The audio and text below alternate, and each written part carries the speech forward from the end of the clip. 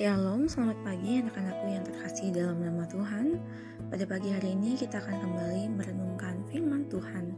Firman Tuhan pada hari ini terambil dari 2 Timotius pasal 3 ayat yang ke-15. Demikianlah firman Tuhan. Ingatlah juga bahwa sejak kecil engkau sudah mengenal kitab suci yang dapat memberi hikmat kepadamu dan menuntun engkau kepada keselamatan melalui iman kepada Kristus Yesus. Renungan pada pagi hari ini mengambil tema minat baca yang rendah. Pada pertengahan 2016, hasil survei UNESCO memaparkan betapa rendahnya minat baca penduduk Indonesia, yakni hanya 0,001%. Artinya, dari 1.000 penduduk hanya 1 warga negara yang memiliki minat baca.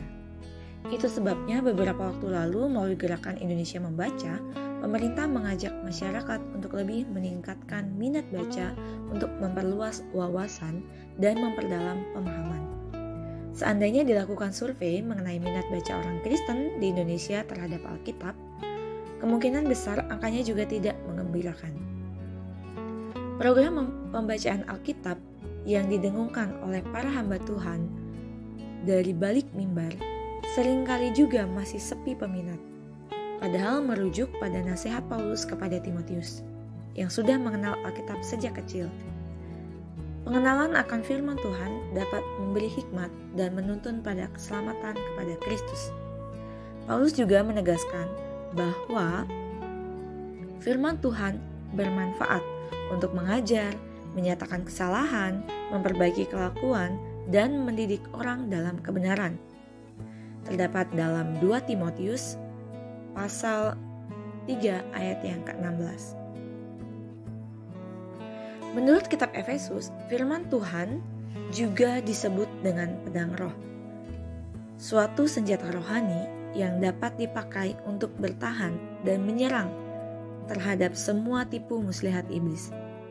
Fakta menunjukkan bahwa kerugian besar dialami oleh siapapun yang malas membaca, termasuk membaca Alkitab.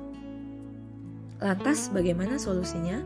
Tidak ada cara lain, terutama bagi kita yang belum terbiasa membaca Alkitab secara rutin, kecuali memaksakan diri untuk mulai gemar membaca Alkitab. Bagaimana dengan kondisi minat membaca Alkitab kita selama ini yang kita lakukan? Pesan untuk pagi hari ini, ingat konsistensi dalam membaca Alkitab akan membawa kita semakin mengenal Kristus. Begitu pula bagi kita yang belajar. Begitu pula bagi kita seorang pelajar.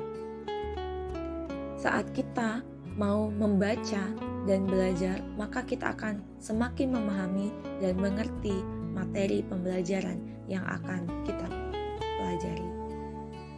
Terima kasih. Itu renungan kita pada pagi hari ini.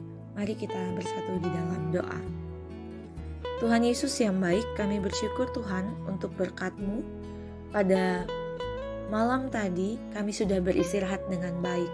Tuhan, kami akan melanjutkan kegiatan belajar mengajar kami pada pagi hari ini.